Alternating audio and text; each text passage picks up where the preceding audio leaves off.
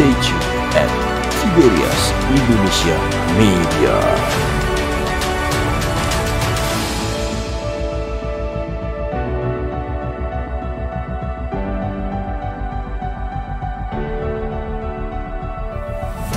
Kami bersyukur Tuhan Yesus, Kau sukacita kami, Engkau kekuatan kami di masa sukar ini ya Tuhan. Kaulah kota benteng tempat perlindungan kami. Kami siap untuk duduk diam di bawah kaki-Mu, dengar firman-Mu ya Tuhan. Kau yang berfirman, berbahagialah orang yang lapar dan haus akan kebenaran, karena mereka akan dipuaskan. Biarlah kami lapar, biarlah kami haus akan firman-Mu ya Tuhan. Dan kami percaya pagi ini kami akan dipuaskan. Dan terlebih kami akan bersatu dengan tubuh darah Yesus. Kami percaya pagi ini ya Tuhan, Kau ada dalam kami ada dalam Yesus. Lewat persatuan dengan tubuh darah Yesus, maka kami percaya yang sakit disembuhkan, yang terikat dilepaskan, setiap kuk dan belenggu dipatahkan. Berfirmanlah ya Tuhan, kami siap untuk mendengarkan.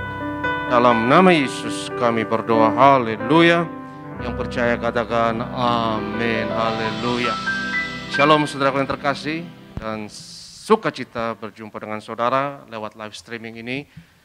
Walaupun kita di rumah masing-masing, tapi itu tidak mengurangi sukacita kita, karena hadirat ada dan urapan Allah ada bersama dengan kita semua. Mari kita buka firman Tuhan yang saya akan bawakan hari ini dari Daniel pasalnya yang kelima. Firman Tuhan dalam Daniel pasalnya yang kelima.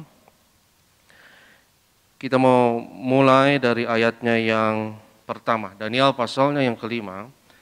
Kita mulai dari ayatnya yang pertama, di mana judul perikop firman ini adalah tulisan di dinding, the writing on the wall. Dan tulisan di dinding, the writing on the wall, ini sering muncul dalam bahasa Inggris, saudara. Ini adalah ungkapan yang diambil dari Daniel pasal yang kelima ini, yang artinya writing on the wall itu kira-kira artinya adalah peringatan akan adanya ancaman dan akan adanya mara bahaya. Itu ungkapannya dalam bahasa Inggris, idiomnya adalah the writing on the wall, tulisan di dinding.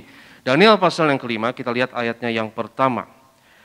Raja Belshazzar mengadakan perjamuan yang besar untuk para pembesarnya, 1.000 orang jumlahnya, dan di hadapan 1.000 orang itu ia minum anggur.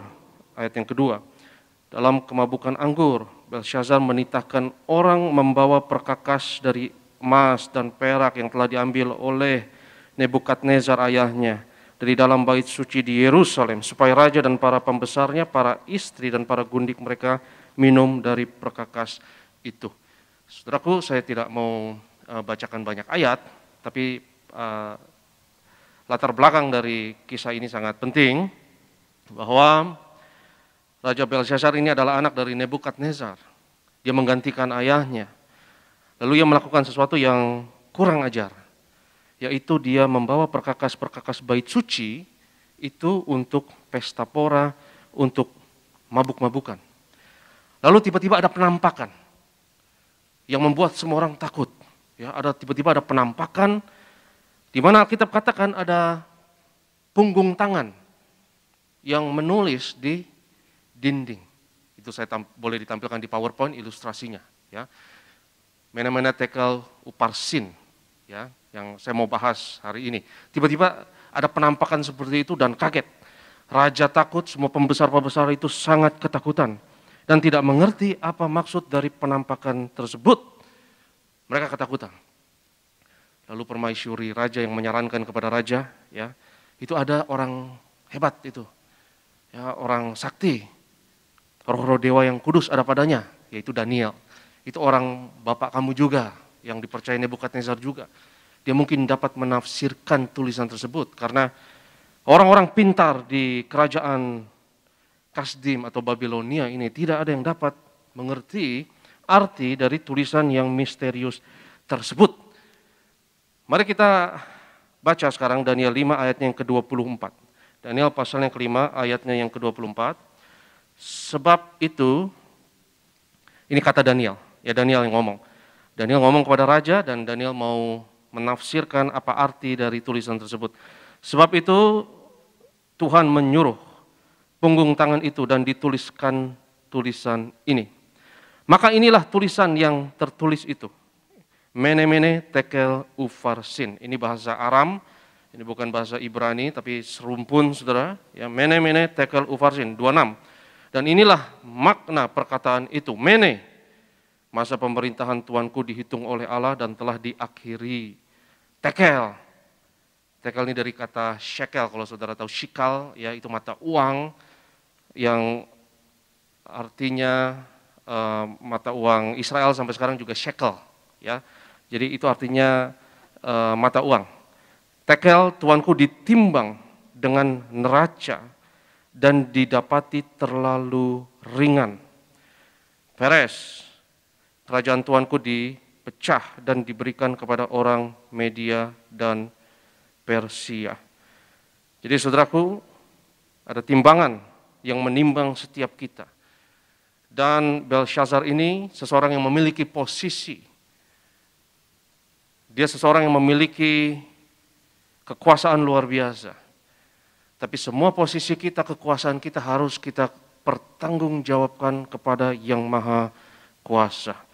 Kita nggak boleh posisi tersebut, kekuasaan tersebut, fasilitas yang kita punya, kita gunakan untuk hanya kesenang-senangan. Mene tekel ufarsin. Jadi Raja Belshazzar ini ditimbang, saudara. Ada pengadilan di alam roh, ada timbangan di alam roh, di mana kita semua disaring dan ditimbang. Dan didapati terlalu ringan, terlalu dangkal, tidak ada bobotnya. Maka dia tidak bisa lagi dipercaya. Karena dia menghina Tuhan dan menghina kerajaannya, dan posisi yang dia punya itu dia gunakan untuk hura-hura, untuk foya-foya, hanya untuk senang-senang, hanya untuk have fun saja. Maka dia ditimbang dan didapati, saudaraku, dia terlalu ringan. Ada timbangan di alam roh, menimbang setiap individu. Di masa sukar, masa penyaringan, masa pandemi ini, kita harus ingat, yang ada bobotnya, itu yang bertahan. Yang enteng-enteng, yang ringan-ringan, disaring. Itu kenapa di masa COVID ini, ya kita harus berbobot.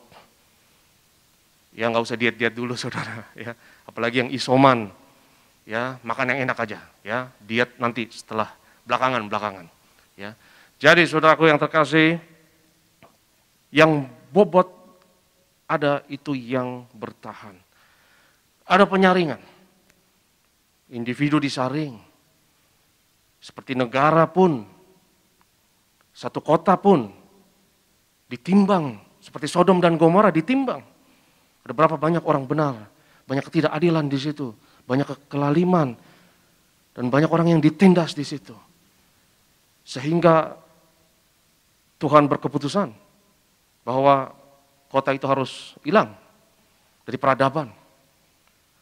Dan Abraham pun nego. Abraham nego. Timbangan itu puji Tuhan kita bisa nego. Abraham bilang, Tuhan kalau ada 50 orang benar bagaimana, kalau ada 45 orang benar bagaimana. Nego supaya jangan sampai dihancurkan karena adalah Lot yang adalah keponakannya di kota tersebut. Mari kita nego untuk Indonesia. Itu kenapa kita terus berdoa, saudaraku. Bilangan orang benar di Indonesia terus bertambah. Karena kalau bobotnya kurang, orang benar jumlahnya minim, kelaliman, ketidakadilan merajalela, maka itu awal kehancuran. Mene tekel ufarsin. Ada timbangan yang menimbang setiap kita. Hizkia pun sempat ditimbang. Tapi puji Tuhan dia nego, saudara. Dia nego. Tuhan, aku hidup tulus di hadapan-Mu, dan dia menangis di hadapan Tuhan. Nabi Yesaya sudah vonis, engkau gak lama lagi mati. Siap-siap. Set your house in order. Persiapkan rumahmu sebaik-baiknya. Karena engkau sakit dan engkau tidak akan sembuh. Tapi Hizkia menangis dan dia nego. Ya, walaupun kita tidak sempurna, Tapi puji Tuhan kita bisa nego untuk timbangan itu. Karena di akhir zaman ini yang berbobot, itu yang bertahan. Yang ringan-ringan, yang enteng-enteng, yang cetek-cetek, itu lewat. Dan saya mau menghubungkan Daniel 5 ini dengan Wahyu 6 ayat yang ke-6 yang sering kita dengar dan adalah moto gereja kita, minyak dan anggur tidak akan dirusakkan. Dan jangan ingat, jangan lupa bahwa latar belakang dari minyak dan anggur dan tidak dirusakkan itu adalah kuda hitam dengan timbangan. Mari kita lihat firman Tuhan, Wahyu pasalnya yang ke-6, kita lihat. Wahyu pasalnya yang ke-6, kita lihat mulai dari ayatnya yang ke-5. Wahyu pasalnya yang ke-6, kita lihat ayatnya yang ke-5.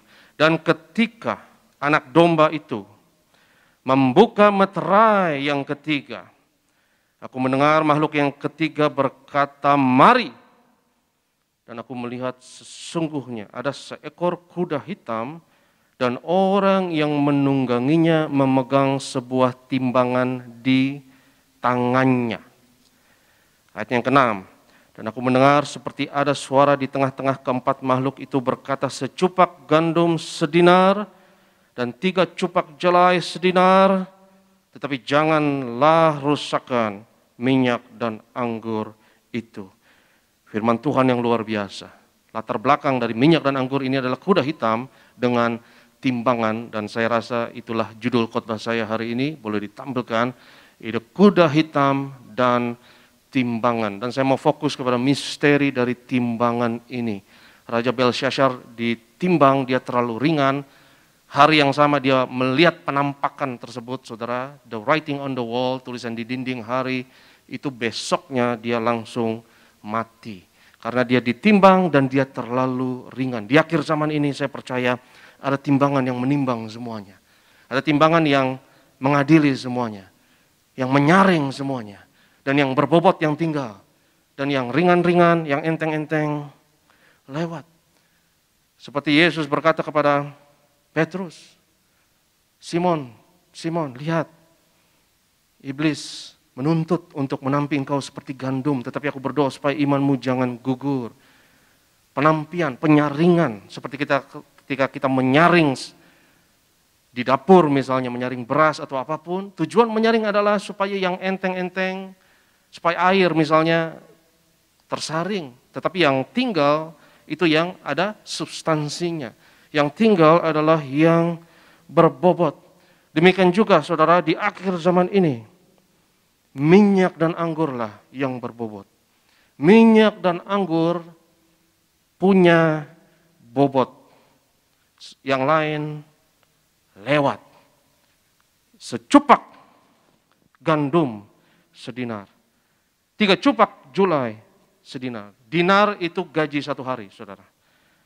Jadi kalau dalam 1 hari engkau hanya makan secupak gandum, itu bukan hanya resesi, itu bukan hanya depresi, itu namanya kelaparan. Dan itu adalah bencana ekonomi paling parah adalah kelaparan. 3 cupak jelai sedinar. Ya, kita lihat betapa sedikit secupak gandum, betapa sedikit 3 cupak jelai. Ketika ditimbang, yang ringan-ringan itu lewat. Tapi yang punya bobot, yang punya gravitasi adalah minyak dan anggur. Sama seperti ketika 9 planet dalam sistem tata surya ini mengelilingi matahari. Kenapa? Karena bobot dari matahari. Karena gravitasi dari matahari yang menahan 9 planet tata surya itu, saudara, berputar di sekitar bobot tersebut. Demikian juga kalau kita berbobot, maka berkat akan mengikuti kita. Kuasa Tuhan akan menyertai kita, mujizat Tuhan akan menyertai kita. Akhir zaman ini cari yang berbobot. Jangan cari yang cetek-cetek. Jangan cari yang ringan-ringan. Karena di akhir zaman ini, saudaraku, apalagi sekarang tren media sosial. Semua orang mencari sekarang popularitas. Dan zaman ini gampang untuk terkenal. Lakukan saja hal-hal yang sensasional, maka cepat banyak viewernya, subscribernya. Tetapi banyak hal, saudaraku, yang populer, tapi nggak ada isinya. Tidak ada substansinya.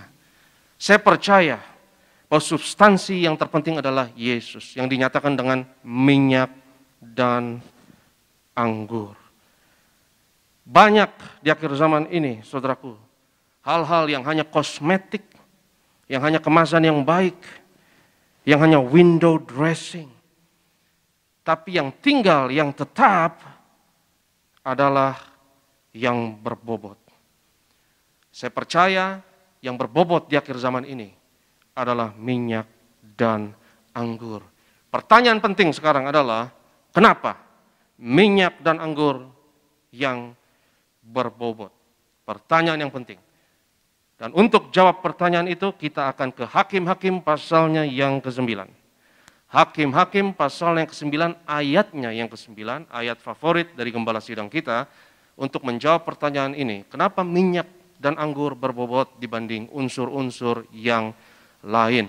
Hakim-Hakim pasalnya yang ke-9, ayatnya yang ke-9. Firman Tuhan berkata, tetapi jawab pohon zaitun itu kepada mereka, masakan aku meninggalkan minyakku yang dipakai untuk menghormati Allah dan manusia, dan pergi melayang di atas pohon-pohon. Ya, melayang gambaran dari sesuatu yang enggak ada substansi, sesuatu yang enteng, sesuatu yang ringan yang bisa melayang-layang. Yang bobot tentunya yang ada berat ya tidak akan melayang-layang. Minyak ada bobot, saudaraku. Masakan aku meninggalkan minyakku yang dipakai untuk menghormati Allah dan manusia.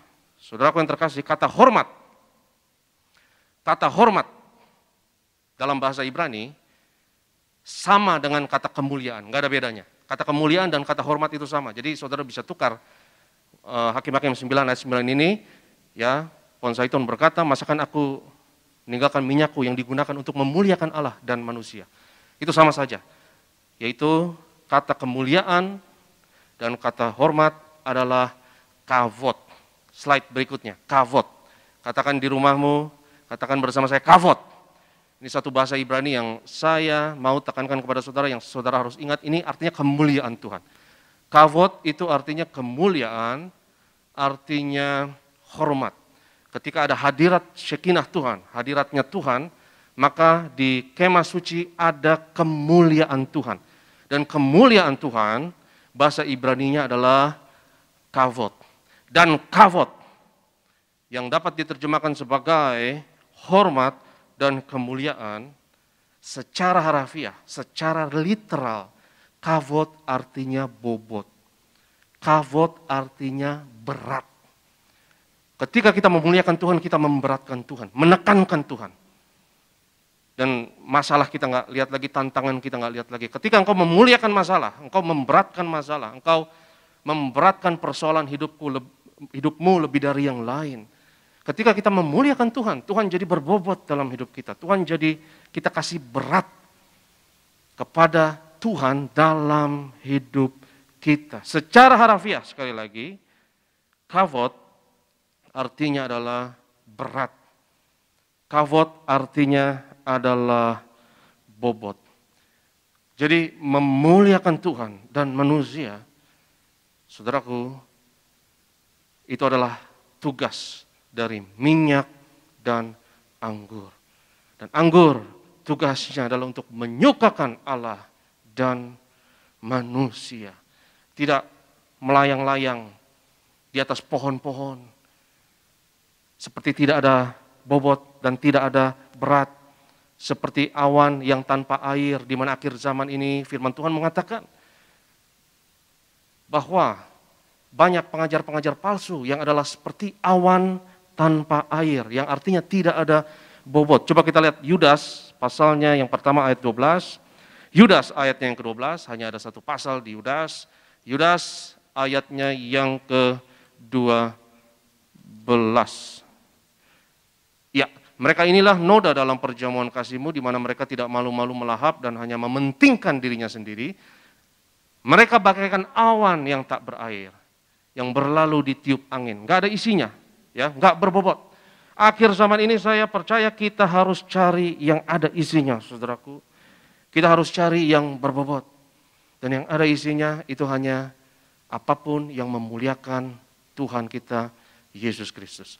Karena minyak dan anggur berbicara mengenai Yesus, yaitu pribadinya dan karyanya. Di gereja Tiberias ini, saudaraku, kita memuji Tuhan, kita memuliakan Tuhan, kita angkat puji-pujian, kita khotbah, kita doa, dan semuanya harus berpusat kepada Yesus, pribadinya, darahnya, karyanya yang sempurna, yang sudah selesai di atas kayu salib.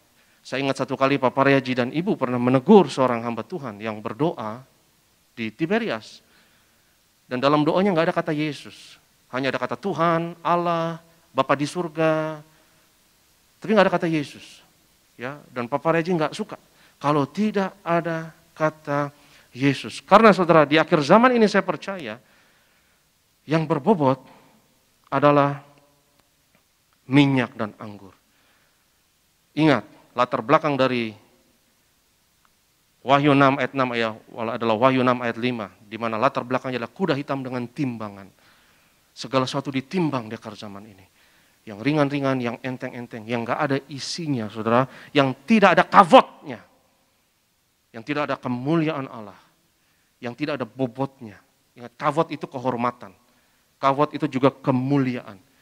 Ketika kemuliaan Tuhan hadir, saudaraku, ada bobot. Dan kadang bobot tersebut tangible kadang. Bukan hanya secara roh, tapi kadang dalam hadirat Tuhan ada bobot yang luar biasa. Coba kita lihat 2 Tawarik pasal yang kelima ayatnya yang ke-14. 2 Tawarik pasal yang kelima, manifestasi Shekinah Tuhan, hadirat Tuhan. Yang mendatangkan kemuliaan, kavot. 2 Tawarik pasalnya yang kelima, kita lihat firman Tuhan, ayatnya yang ke-14. Ketika kemuliaan Allah hadir, apa yang terjadi? Sehingga imam-imam itu tidak tahan berdiri untuk menyelenggarakan kebaktian oleh karena ada awan kemuliaan. Sebab kavotnya Tuhan, kemuliaan Tuhan memenuhi rumah Allah. Nggak bisa berdiri karena rebah dalam roh. Karena ada kavot, ada kemuliaan Allah. Akhir zaman ini, saudaraku, ini adalah generasi seperti yang Yudas 1 ayat 12 katakan. Generasi awan tanpa air yang berlalu ditiup angin. Yang hanya kosmetik, yang hanya kemasan bagus, tapi tidak ada isinya. Seperti yang saya katakan di era media sosial ini, saudaraku, ya, banyak informasi yang kita bisa dapatkan. Bahkan sekarang kalau saudara sedang dengar firman Tuhan ini, saudara banyak godaan mungkin, ya, untuk subscribe atau untuk tune in di acara yang lain atau video yang lain dan lain sebagainya. Tapi di akhir zaman ini cari minyak dan anggur, karena minyak dan anggur itu yang berbobot. Seperti Belshazzar ditimbang terlalu ringan, jangan sampai kita ditimbang dan tidak ada isinya. Banyak orang sekarang mengejar having fun seperti Belshazzar. Dia punya posisi, tapi sayangnya tidak ada isinya. Dia gunakan posisi dan jabatannya itu untuk hura-hura, untuk senang-senang. Zaman ini seperti yang saya katakan, generasi awan tak berair, ya, generasi yang enteng. Banyak yang berita, banyak hal-hal yang dapat kita tonton, yang dapat kita simak di media sosial, di YouTube sekarang ini, yang hanya menyenangkan mata, yang hanya sensasional, yang hanya untuk mengejar viewer yang banyak, hanya untuk clickbait semata, saudaraku, tapi tidak ada isinya. Karena popularitas, kalau tidak ada isinya, bahaya. Saudara bisa terkenal, tapi terkenal yang negatif juga gampang. Kalau mau terkenal sekarang ini, gampang. Lakukan hal-hal yang sensasional, yang menyenangkan manusia. Engkau cepat terkenal, tapi juga cepat tumbang. Kalau kita tidak ada Yesus dalam hidup kita, tidak ada isinya, tidak ada bobotnya, fasilitas yang kita punya akan menghancurkan kita. Seperti Belshazzar yang ditimbang terlalu ringan. Apa yang memberi bobot dalam hidup kita? Seperti pohon zaitun berkata, bahwa dia memberikan lemaknya atau minyaknya. Kata lemak dan kata minyak itu kadang sinonim dalam bahasa Ibrani.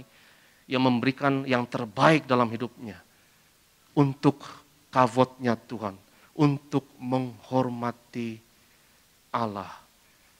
Pohon zaitun berkorban.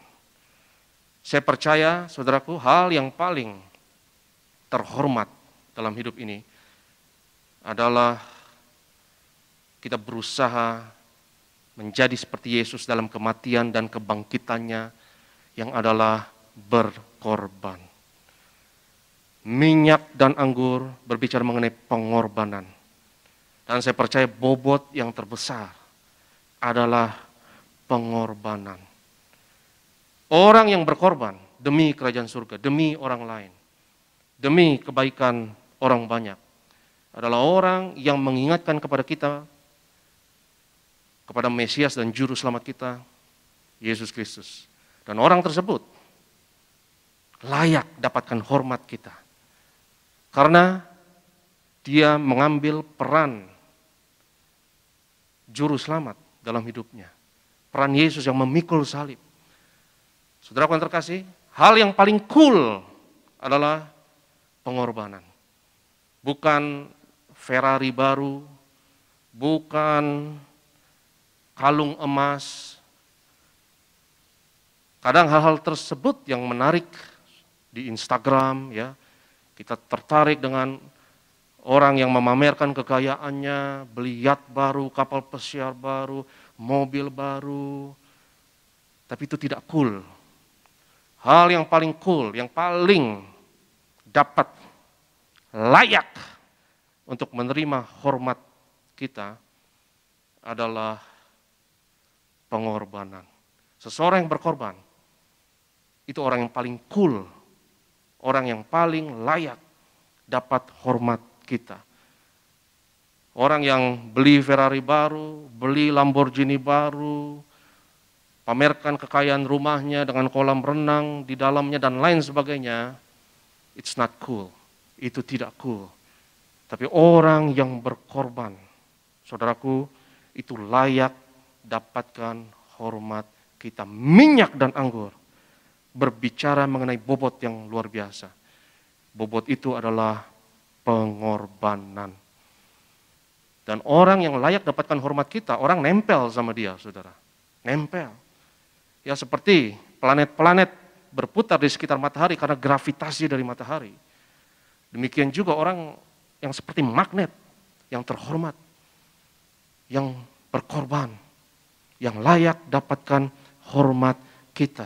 Itu kenapa Yesus katakan kepada jemaat di kitab Wahyu, beli emas daripadaku, beli minyak daripadaku. Coba kita lihat Wahyu 3 ayatnya yang ke-18. Wahyu pasalnya yang ketiga ayatnya yang ke-18.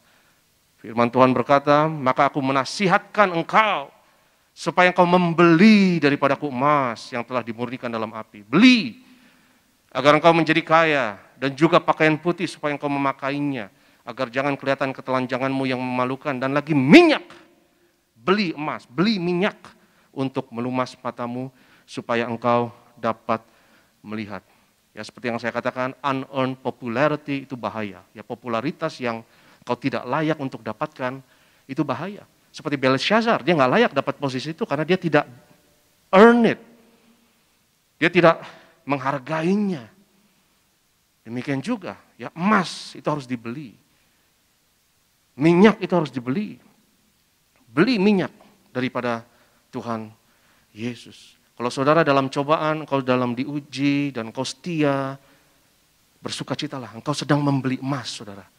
Dan emas itu harus dibeli. Sama seperti kepercayaan misalnya. Kepercayaan harus dibeli, nggak boleh sembarang kita kasih kepercayaan kepada orang. Emang siapa lu, ya kan? Kita nggak boleh sembarang percaya kepada kita. Orang itu harus beli dulu kepercayaan daripada kita. Ya, kepemimpinan misalnya, itu harus dibeli. Itu harus di-earn. Harus dibuktikan terlebih dahulu. Nggak boleh sembarangan kita angkat orang sebagai pemimpin misalnya. Kalau dia tidak layak dan dia terlalu enteng di timbangan dan belum diproses, itu kenapa Tuhan proses kita. Tuhan disiplin kita. Kadang tegur dan hajar. Bersyukur saudara kalau kita ditegur dan dihajar Tuhan. Engkau sedang membeli minyak. Minyak adalah urapan yang mengangkat engkau menjadi pemimpin. Engkau membeli emas. Beli dan jangan menjualnya. Coba kita lihat Amsal 23 ayatnya yang ke-23. Beli kebenaran tersebut, jangan menjualnya. Belilah kebenaran dan jangan menjualnya. Demikian juga dengan hikmat, didikan dan pengertian. Beli, ya, jangan jual demi apapun. Kadang kita jual kemuliaan Allah, kita jual kehormatan, reputasi, harga diri demi popularitas misalnya. Itu kenapa Yesus katakan, kalau engkau berdoa, jangan depan orang. Karena kalau engkau berdoa depan orang, engkau menjual kehormatan. Dan penerimaan dari manusia itu lebih penting daripadamu. Kadang generasi yang enteng adalah seperti itu, saudara. Ya, yang lebih menekankan penerimaan dari manusia, yang jual kebenaran, yang jual harga diri, yang jual reputasi. Tapi hari ini saya ingatkan kepada saudara, bahwa hal yang berbobot dalam kehidupan adalah menjadi seperti Yesus, mengikuti teladan minyak dan anggur, yaitu pengorbanan. Dan orang yang berkorban, saya perhatikan bobotnya itu sangat besar. Orang yang berkorban itu seperti membeli emas, membeli minyak dan layak dapatkan respect, kavod dari setiap orang. Belum lama ada seorang jemaat yang WA kepada saya, yang konseling kepada saya, saudara. Jemaat ini cerita ya bahwa dia banyak hutang-hutang dan dia mengalami masalah finansial. Dan kebetulan saya juga mengerti mengenai finansial, saya belajar mengenai hal itu sehingga saya tergerak untuk kasih nasihat kepada jemaat ini. Dan dia hutang-hutang dan dia kehidupan finansialnya sangat tidak bertanggung jawab. Hutang sana, hutang sini lagi untuk tutupi hutang yang lain. Dan dia minta doa sama saya. Tentu saya doakan, tapi saya juga kasih nasihat. Kau harus berjanji, jangan buat hal seperti ini lagi. Miliki kehidupan finansial yang baik, yang bertanggung jawab. Dan dia curhat sama saya, dan kebetulan saya jadi tahu, saudara. Ya, pemasukan, pengeluarannya, dan saya kasih nasihat sekian persen ya untuk pengeluaran dan lain sebagainya. Dan saya tahu dia dicekek hutang, orang ini dicekek hutang. Tapi tiba-tiba besoknya jemaat ini yang kesulitan keuangan, besoknya dia kasih saya tanda bukti transfer ke gereja. Dan itu buat saya malu luar biasa. Saya malu jujur. Itu saya kavot sama dia, saya hormat langsung. Karena saudaraku, saya merasa bukan saya yang harus mengajari dia, tapi dia yang harus mengajari saya. Saya merasa demikian karena saya nggak mampu lakukan, dan itu tidak masuk hitungan bagi saya. Dan saya bangga, saudara, orang ini adalah jemaat Tiberias. Dan saya bangga bahwa orang-orang seperti ini bukan 1-2 di Tiberias. Saya bangga banyak jemaat seperti ini di Tiberias. Sehingga dalam hati saya pikir pantesan orang ini, walaupun keputusan finansial yang dia buat sangat bodoh, tapi nggak ada matinya ini orang. Tetap bertahan aja, tetap dipelihara Tuhan. Dan nggak ada matinya. Pengorbanan orang ini, saudaraku, membeli hormat saya. Saya respect, saya hormat pada orang seperti ini. Ya, tapi kadang kita lebih tertarik melihat orang yang di media sosial misalnya, ya rapper yang kaya, cool, kalung emas, gigi emas, itu lewat sama orang yang menunjukkan dirinya teladan minyak dan anggur, berkorban seperti Yesus. Dan orang-orang yang seperti ini bobotnya berat sekali, saudara. Orang-orang seperti ini adalah orang-orang yang berbobot di akhir zaman ini. Ingat, minyak dan anggur yang berbobot di akhir zaman. Dan satu lagi, ada seorang ibu ya yang konseling minta doakan sama saya. Dia nggak kerja udah beberapa lama, dan dia cari kerjaan, saudara. Besoknya saya tidak harapkan lagi-lagi ya bukti transfer ke gereja. Dan tentu mereka kirim bukti transfer untuk supaya saya kasih tanda terima dari gereja. Saya teruskan ke keuangan untuk tanda terima dari gereja, dan saya menangis. Ya, saya nangis. Ada orang-orang yang seperti ini, ada orang-orang yang berkorban. Seseorang yang berkorban meneladani Yesus. Pikul salibnya, walaupun dia tidak harus pikul salib. Karena pikul salib itu harus sukarela, nggak boleh paksaan. Ya, kalau engkau terpaksa, itu bukan salib namanya. Pikul salib adalah engkau pikul penderitaan itu dengan sadar, dengan sukarela. Engkau sebenarnya bisa lari dari tanggung jawab, bisa. Yesus bisa lari dari salib, bisa. Yesus di Getsemani punya pilihan, kalau dia bisa lari, tapi dia memilih untuk menanggung salib tersebut. Kalau engkau meneladani Yesus, pikul salib itu walaupun engkau bisa kabur sebetulnya, tapi engkau tetap pikul, kau punya pilihan untuk tidak taat, tapi engkau tetap mau taat, itu bobotnya dahsyat luar biasa. Ya, hari Rabu yang lalu, Ibu Gembala bersaksi mengenai pertobatannya. Dan saya juga menitikan air mata, saudara, karena saya pertama kali ya tahu secara detail bagaimana ya Ibu Gembala begitu tertekan. Awalnya suaminya menekan, gak boleh ke gereja, keyboardnya dijual, mobilnya juga dijual, gak boleh kemana-mana. Dan seorang istri dalam keadaan tertekan seperti itu bisa aja melawan. Bisa aja dia ya akhirnya berontak, bisa. Tapi dia pikul salib. Dan bobotnya luar biasa. Suaminya akhirnya dimenangkan. Kalau dia ngelawan, belum tentu suaminya dimenangkan. Dan Ibu Gembala bersaksi bagaimana malam itu ketika dia berserah kepada Tuhan, ketika ia ampuni suaminya, di ruang tamu dia merasakan hadirat Tuhan. Nah, itu bobot, saudara. Kavod. Ya, kavod itu walaupun Ibu Gembala tidak melihat apapun, tapi dia merasakan hadirat. Merasakan kemuliaan. Itu adalah kavodnya Tuhan. Saya percaya bahwa di akhir zaman ini hanya yang ada substansinya, hanya yang berbobot yang dapat bertahan. Karena yang lainnya, saudaraku, lewat. Yang lainnya tidak akan bertahan. Saya percaya di akhir zaman ini, yang punya staying power adalah yang mau menjadi seperti Yesus. Pengorbanan itu adalah bobot yang paling besar. Dan orang-orang yang paling kita hormati, sadar atau tidak sadar, saudara, orang-orang yang paling kita hormati adalah orang-orang yang berkorban. Saya lebih respect terhadap misalnya ya ibu 2 anak, single mother yang kerja siang dan malam di 2 pekerjaan demi menghidupi anaknya, supaya anaknya mendapatkan taraf kehidupan yang lebih baik daripada dirinya, yang walaupun banyak penganiayaan yang orang lakukan kepadanya dan abuse orang lakukan kepadanya, dia tetap bertahan, dia tidak salahkan orang, tapi pikul salibnya. Orang-orang seperti itu layak dapatkan hormat kita.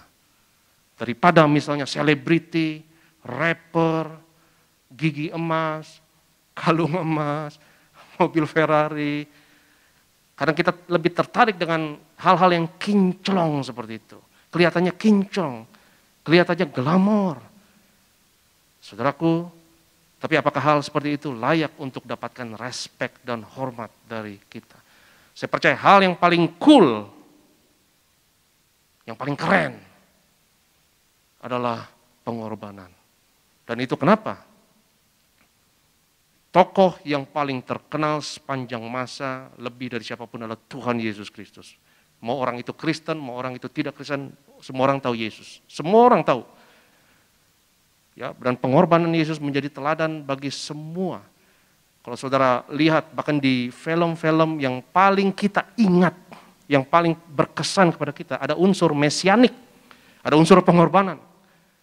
Ya misalnya di film Avenger Endgame yang terakhir, yaitu Iron Man berkorban untuk menyelamatkan semua manusia dari kekejaman diktator, siapa namanya tuh diktator Thanos, ya. Dari Thanos dia berkorban. Saya ingat ketika saya nonton di bioskop bersama dengan anak saya, itu satu bioskop nangis, saudara. Nangis. Itu seperti KKR. Kayak KKR di situ. Semua orang nangis. Kenapa? Karena sadar tidak sadar dia ingat Yesus. Sadar tidak sadar itu yang semua orang rindukan. Dan Injil ini bukan cerita biasa. Injil ini adalah undangan, saudara. Undangan. Mari seperti Yesus dan pikul salib. Jadi orang itu, jadi jagoan itu, jadi pahlawan tersebut, jadi Mesias tersebut. Dan ini adalah panggilan untuk kita semua. Beli emas tersebut, saudaraku. Beli minyak tersebut. Karena di akhir zaman, banyak hal yang enteng. Banyak hal yang cetek. Banyak hal yang tidak akan lewat timbangan karena terlalu ringan. Ada timbangan di alam roh. Ingat, kuda hitam itu bawa timbangan. Dan hal-hal yang ringan, hal-hal yang enteng, lewat. Tapi yang berbobot, yang ada kavot, yang ada berat, yang ada gravitasinya, yang ada masanya, yang berbobot, itu yang bertahan. Dan di akhir zaman ini, yang ada bobotnya, yang ada masanya, adalah tidak lain dan tidak bukan. Wahyu 6, ayatnya yang ke-6. Jangan rusakkan minyak dan anggur. Demikian firman Tuhan. Saya undang kita semua untuk di rumah kita masing-masing, mari kita bangkit berdiri, mari kita sembah Tuhan, mari kita muliakan Tuhan. Mari kita sembah Yesus. Cari hal-hal yang berbobot, cari minyak dan anggur di akhir zaman ini, saudara. Cari Yesus dan karyanya, lihat salibnya, dan ikuti, teladani kematian dan kebangkitannya yang penuh kuasa dalam hidup kita. Mari kita sembah Tuhan Yesus. Mulia, mulia bagi anak domba. Haleluya. Mulia, mulia bagi anak domba. Muliakan Tuhan. Mulia, mulia bagi anak domba. Sebab Engkau mulia dan layak dipuji, yang duduk di tahta dan yang akan memerintah selamanya atas semua yang di bumi. Angkat tanganmu, mulia-mulia.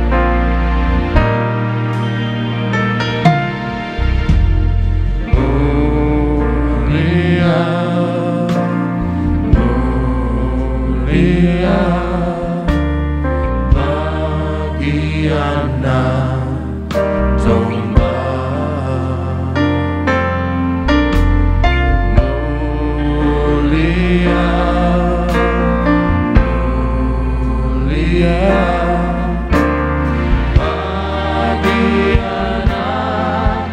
Sebab Dia layak, mulia-mulia. Sebab Engkau mulia dan layak dipuji, yang duduk di tahta dan yang akan memerintah selamanya sebab Engkau mulia, sebab Engkau mulia, dan layak dipuji. Dia duduk di tata dan yang akan memerintah selamanya atas semua yang di bumi, atas semua yang, atas semua yang di bumi, atas semua yang di bumi. Haleluya. Saudaraku yang terkasih, cari kemuliaan, cari kehormatan, cari bobot, cari kavotnya Tuhan. Di akhir zaman ini, minyak dan anggur yang berbobot.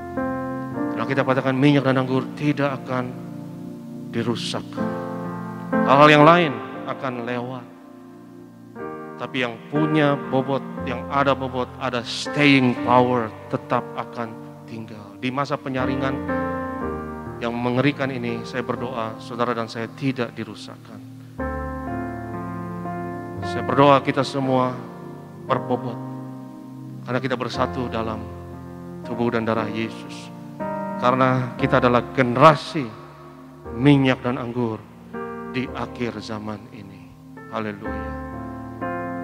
Di masa penyaringan ini saudara, hanya yang berbobot yang dapat bertahan. Dan mari kita baca bersama firman Tuhan Mazmur 91, dan saya akan baca ini untuk beberapa ke depan sampai saya baca 7 kali. Ini mungkin baru 5 atau 6. Orang Yahudi punya tradisi sebelum perang dia baca Mazmur 91 7 kali. Jadi saya khotbah 7 kali ini, saya akan baca terus Mazmur 91. Saya ajak saudara kita baca sama-sama firman Tuhan dimanapun kita berada. Mazmur 91 senjata dan perisai kita. Kita baca sama-sama 1, 2, 3. Orang yang duduk dalam lindungan yang maha tinggi dan bermalam dalam naungan yang maha kuasa akan berkata kepada Tuhan, tempat perlindunganku dan kubu pertahananku, Allahku yang ku percayai. Sungguh dialah yang akan melepaskan engkau dari jerat penangkap burung, dari penyakit sampar yang busuk. Dengan kepaknya ia akan menudungi engkau, di bawah sayapnya engkau akan berlindung. Kesetiaannya ialah perisai dan pagar tembok. Kau tak usah takut terhadap kedahsyatan malam, terhadap panah yang terbang di waktu siang, terhadap penyakit sampar yang berjalan di dalam gelap, terhadap penyakit menular yang mengamuk di waktu petang. Walau 1000 orang rebah di sisimu dan 10.000 di sebelah kananmu, tetapi itu tidak akan menimpamu. Engkau hanya menontonnya dengan matamu sendiri dan melihat pembalasan terhadap orang-orang fasik. Sebab Tuhan ialah tempat perlindunganmu, yang maha tinggi telah kau buat tempat perteduhanmu. Malapetaka tidak akan menimpa kamu, dan tulah tidak akan mendekat kepada kemahmu. Sebab malaikat-malaikatnya akan diperintahkannya kepadamu untuk menjaga engkau di segala jalanmu. Mereka akan menatang kau di atas tangannya, supaya kakimu jangan terantuk kepada batu. Singa dan ular tedung akan kau langkahi. Kau akan menginjak anak singa dan ular naga.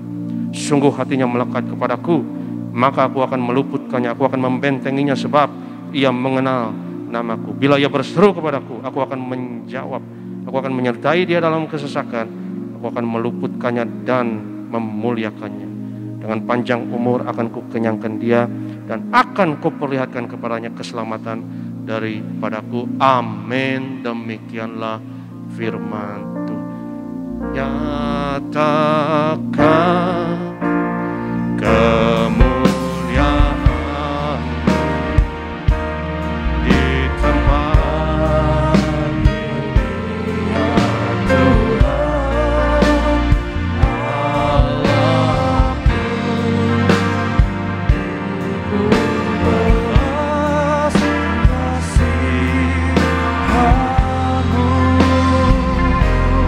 bangkitkan rohmu dalamku,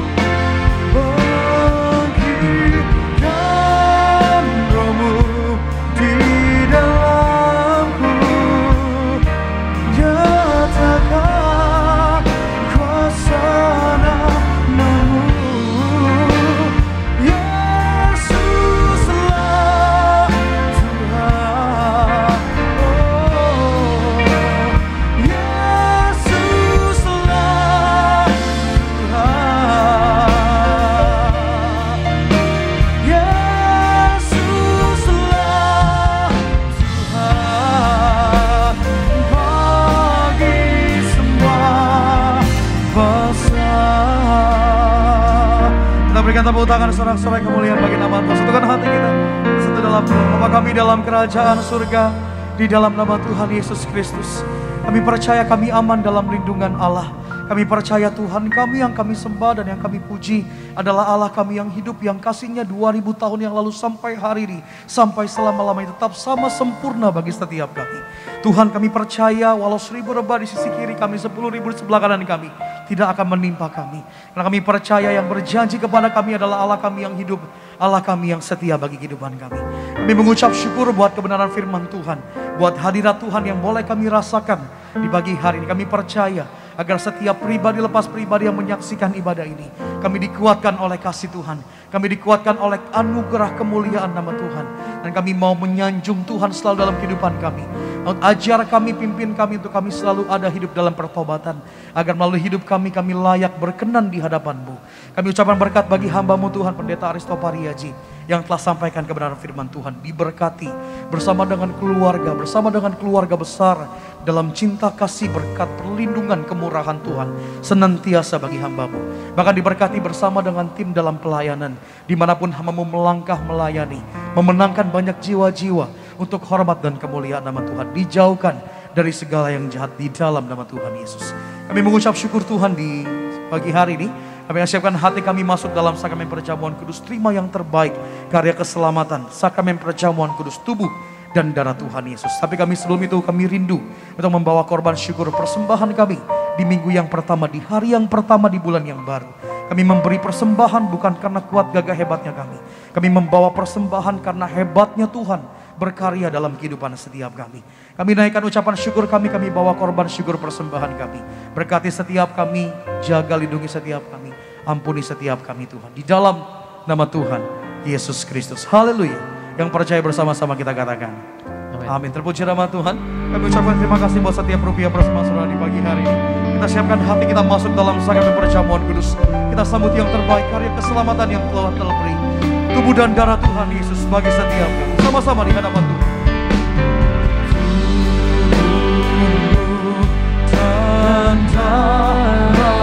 Tercurah bagi setiap kami. Mari bersama-sama jemaat Tuhan kita siapkan dengan anggur. Kita bagi berdiri sama-sama. Sambut kami perjamuan kudus, tubuh dan darah Tuhan Yesus. Menyucikan, menyembuhkan, sempurnakan hidup kami, tubuh-Mu Yesus, menyembuhkan-Mu, oh darah-Mu Yesus, menyucikan-Ku, ku jadi baru karena kasih-Mu. Haleluya, haleluya. Mari kita satu di dalam doa. Kami bersyukur Tuhan Yesus untuk karya penebusan-Mu yang sempurna. Dan kami bersyukur kami memiliki akses terhadap pengorbanan-Mu yang luar biasa lewat tubuh dan darah-Mu dalam perjamuan kudus ini. Kami datang menghampiri meja perjamuan-Mu ya Tuhan, dengan roti dan anggur di tangan kami. Roti dan anggur adalah bukti bahwa setiap penyakit kami sudah disembuhkan. Roti dan anggur ini adalah jaminan bahwa setiap kami yang percaya kepadamu tidak akan dirusakkan. Dalam nama Yesus. Mari kita angkat tubuh Tuhan. Yesus adalah imam besar agung. Dari pengakuan iman kita, inilah pengakuan kita. Dalam nama Yesus, inilah roti yang turun dari surga. Inilah tubuh Tuhan Yesus Kristus yang tergantung di atas kayu salib. Yang pertama, yang memberi keselamatan, hidup kekal di kerajaan surga. Yang kedua, tubuh Yesus menyempurnakan tubuhku agar sehat sempurna, menyempurnakan jiwa dan rohku agar aku dan keluargaku dibangkitkan pada akhir zaman. Yang ketiga, tubuh Yesus tertikam, tertombak di atas kayu salib. Kami tolak pisau operasi, pisau bedah tidak akan menjamah tubuhku. Kami tolak terkapar di rumah sakit. Kami tolak terkapar di meja operasi. Kami tolak terkapar pada ruang ventilator. Kami tolak celaka, mara bahaya, malapetaka. Kami tolak terkapar di ruang ICU.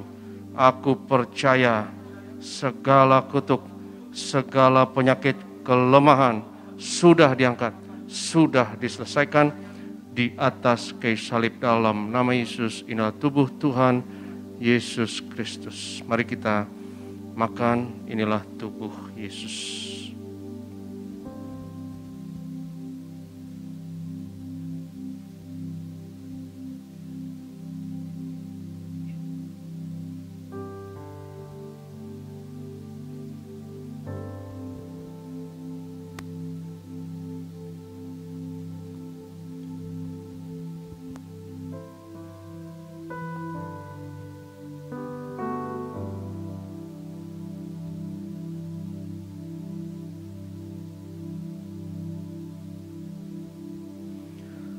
Sesudah itu Yesus mengangkat cawan, mengucap syukur atasnya, seraya berkata, ambillah dan minumlah. Inilah darahku, darah perjanjian baru yang ditumpahkan untuk pengampunan dosa. Mari kita angkat cawan Tuhan. Dalam nama Yesus, inilah darah Tuhan Yesus Kristus yang tercurah di atas kayu salib sebagai perjanjian yang baru dan yang kekal, yang pertama, yang memberi pengampunan atas segala dosa, kesalahan kami. Kami janji bertobat, kami tolak setan dan segala perbuatannya. Keluarga kami, keluarga yang kudus, kami tolak perzinahan, kami tolak poligami, jauhkan dari perceraian. Yang kedua, darah Yesus menyucikan, menguduskan kami. Kami termeterai sebagai warga kerajaan surga. Kami doa punya rumah di bumi dan di surga. Yang ketiga, oleh darah Yesus, oleh bilur Yesus, dari ujung rambut sampai ujung kaki aku sehat, aku sembuh, penglihatan sempurna. Kami tolak katarak, kebutaan, pendengaran sempurna. Kami tolak tuli, setiap sistem dalam tubuh kami, antibodi, imunitas, kekebalan tubuh sempurna, pernafasan, pencernaan, peredaran darah sempurna. Kami tolak virus corona, kami tolak COVID-19, varian apapun atasku dan keluargaku. Dalam nama Yesus, darahku tahir oleh darah Yesus. Kami tolak benjolan apapun, kami tolak kistemium, kami tolak kanker tumor, kami tolak diabetes, hepatitis, kami tolak asam urat, asam lambung. Dalam nama Yesus, kami tolak cuci darah. Sebut sakitmu masing-masing. Kami doa ya Tuhan, setiap teman kami, saudara-saudara kami yang isoman akan lewati semuanya dengan kemenangan, sembuh oleh bilur Yesus. Setiap anak-anakmu yang isoman, sembuh oleh bilur Yesus. Dalam nama Yesus akan kembali negatif COVID. Dalam nama Yesus, sebut sakitmu masing-masing.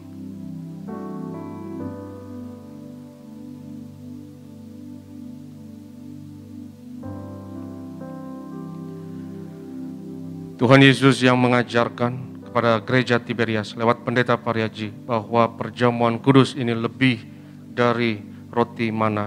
Bangsa Israel 40 tahun di padang gurun dengan roti mana, makan tidur diberkati, kasut jubah tidak rusak, selalu baru. Dengan tubuh darah Yesus berkat kami lebih dari itu. Kami tolak kemiskinan, kami tolak roh kekurangan, kami tolak roh kegagalan, hutang-hutang pribadi lunas bulan ini. Kami tolak kebangkrutan. Aku percaya segala kutuk, segala penyakit, kemiskinan sudah diangkat, sudah diselesaikan di atas kayu salib. Dalam nama Yesus, inilah darah Tuhan Yesus Kristus. Mari kita minum, inilah darah Yesus.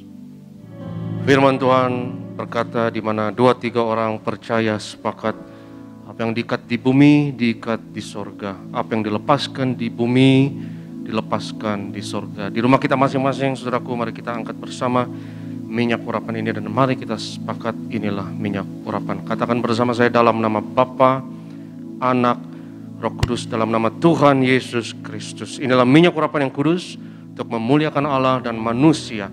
Kami muliakan Yesus, Tuhan dan Allah kami yang ada di tengah kami.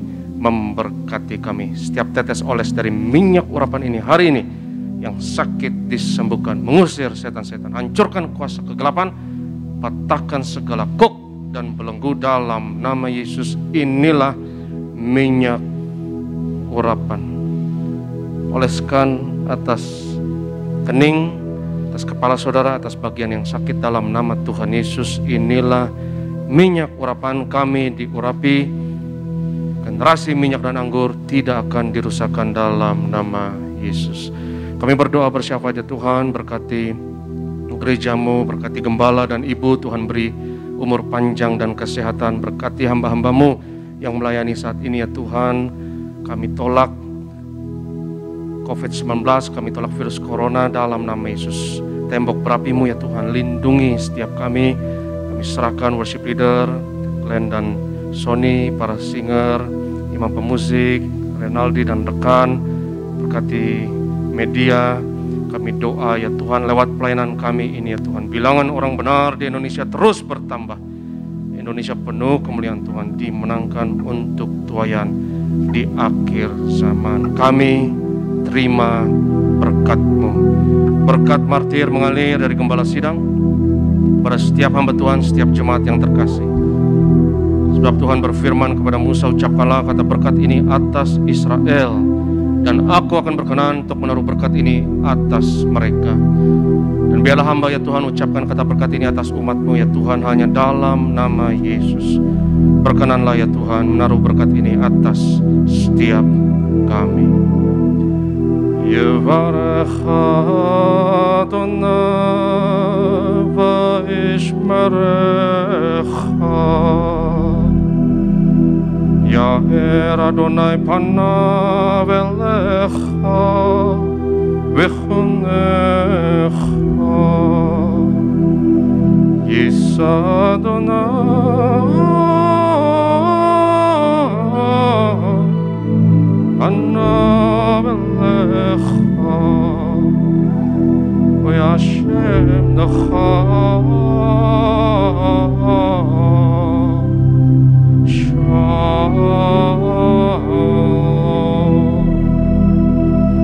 Tuhan memberkati engkau dan Tuhan melindungi engkau.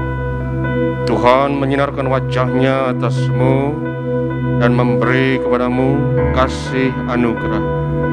Tuhan menghadapkan wajah-Nya kepadamu dan memberi bagimu shalom-Nya, damai sejahtera-Nya untukmu dan anak-anakmu yang diberkati Tuhan. Di rumah masing-masing sama-sama katakan amin. Selamat hari Minggu, Tuhan Yesus memberkati.